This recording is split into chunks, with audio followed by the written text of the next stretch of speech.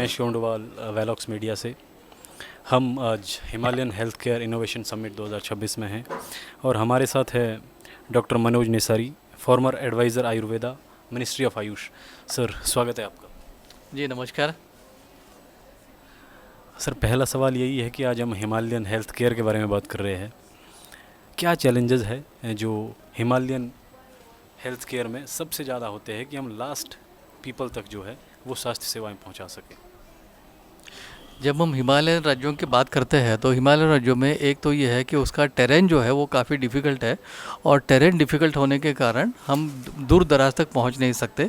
दूसरी बात ये होती है कि कई जगह जो छोटे छोटे पॉकेट्स होते हैं वहाँ पे जो लोग रहते हैं वो काफ़ी छोटी संख्या में होते हैं। कहीं पे 50 घर है, कभी पे 60 घर है, तो इतनी छोटी छोटी जगह पे पहुँचना ये एक बड़ा चैलेंज होता है।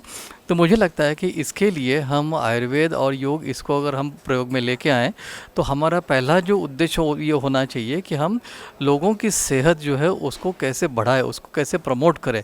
तो प्रमोशन ऑफ हेल्थ ये हमारा पहला उद्देश्य होना चाहिए।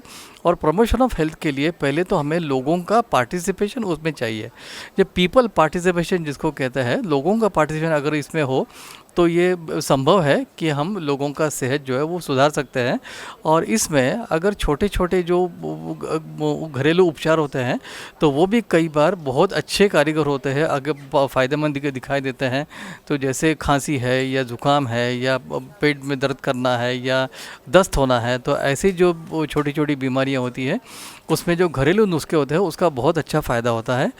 दूसरी एक अच्छी बात है कि जो पहाड़ी लोग होते हैं उनको पेड़ पौधों का बहुत अच्छा ज्ञान होता है। इस ज्ञान को हमें और बढ़ाना चाहिए, जिसके माध्यम से जो आजू बाजू में जो पेड़ पौधे हैं उनका प्रयोग करके ये अपने सेहत को स्वस्थ रख सकते हैं, अच्छा रख सकते हैं। तो जिसके कारण जो सरकारी यंत्रणा है वो सरकारी यंत्रणा पे उसका जो एक बोझ आएगा, उसका जो लोड आएगा वो कम आ सकता है। इसी के साथ साथ में कई राज्य ऐसे हैं कि जिन्होंने एक अनोखे उन्होंने इनिशिएटिव लिए हैं। मैं यहाँ पे बताना चाहूँगा कि जैसे मेघालय, तो मेघालय राज्य ये भी उत्तराखंड जैसा ही राज्य है, तो वो हिमालयन स्टेट होने के कारण तो वहाँ पे उन्होंने एक हेल्थ काउंसिल का एक्चुअली उन्होंने एक प्रयोग किया।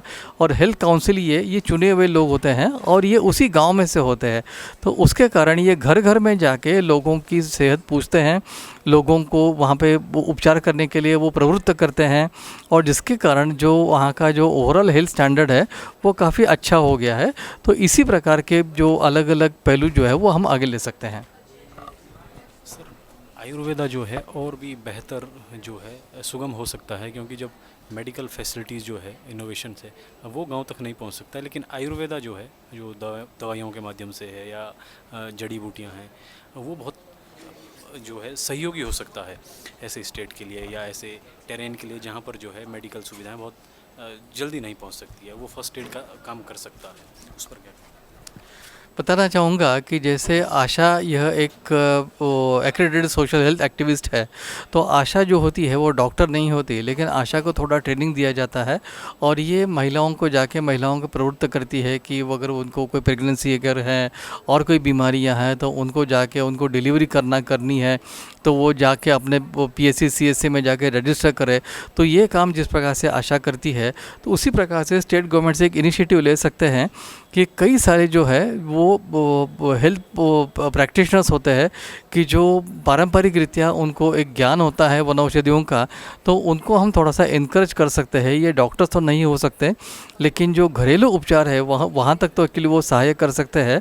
और फिर वहाँ से पेशेंट्स को लेके वो PSC तक आने का, या अभी वो आयुष्मान भारत के अंतर्गत आयुष्मान भारत मंदिर, आरोग्य मंदिर जो है तो ये खोले गए हैं। तो ये एक्चुअली सब सेंटर लेवल पे है, तो सब सेंटर लेवल तक उनको ले आएँ। अगर इस प्रकार से अगर ये हम करेंगे और इसके लिए इनका कैपेसिटी बिल्डिंग है, स्किल डेवलपमेंट है, तो ये अगर हम करेंगे तो मुझे लगता है कि ये हमें जो आउटरीच एक्टिविटी है वो हमारी बढ़ सकती है।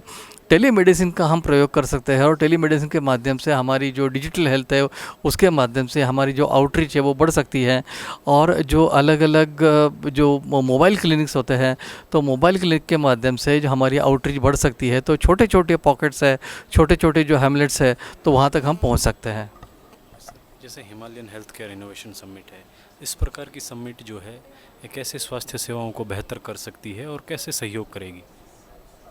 इस प्रकार की जो हेल्थ समिट जो है, इसमें अलग अलग स्टेट से जो लोग आते हैं, केंद्र सरकार से जो लोग आते हैं और जो प्राइवेट सेक्टर्स है, साइंटिस्ट है, तो ये अपने अपने जो प्रयोग है वो वहाँ यहाँ पे एक्चुअली विजिट करते हैं। ये बताते हैं, उनको बारे में जानकारी देते हैं कि मान लीजिए कि कश्मीर ने काम कैसे किया है, या नागालैंड ने कैसे काम किया है, उत्तराखंड ने कैसे काम किया है।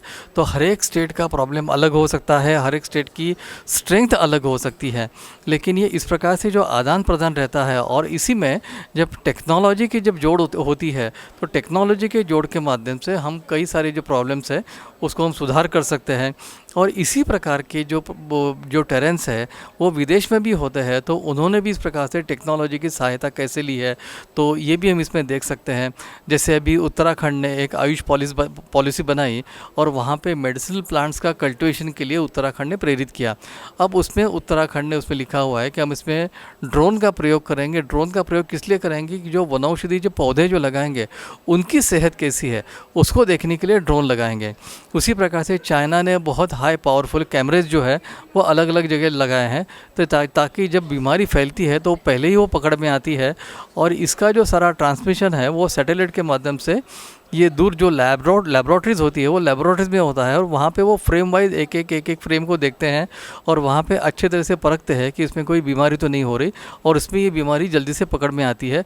तो इस प्रकार से टेक्नोलॉजी का इंटीग्रेशन हम इसमें करके हम ये जो प्रॉब्लम जो है इसको सॉल्व कर सकते हैं। Thank you sir. One last question, आज की समिट का एक्सपीरियंस कैसा रहा?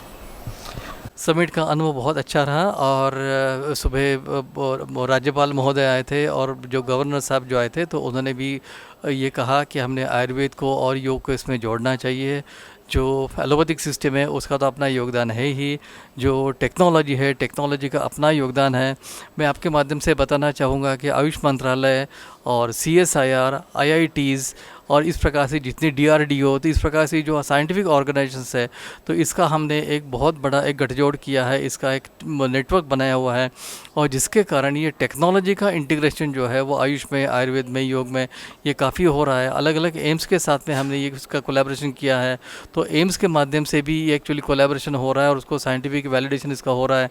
ICMR के साथ में किया हुआ है। तो कई सारे जो अलग अलग संगठन जो है जो रिसर्च के लिए है, और इंटरनेशनली भी आयुष ने इसको काफ़ी बढ़ावा दिया है, रिसर्च में बढ़ावा दिया है।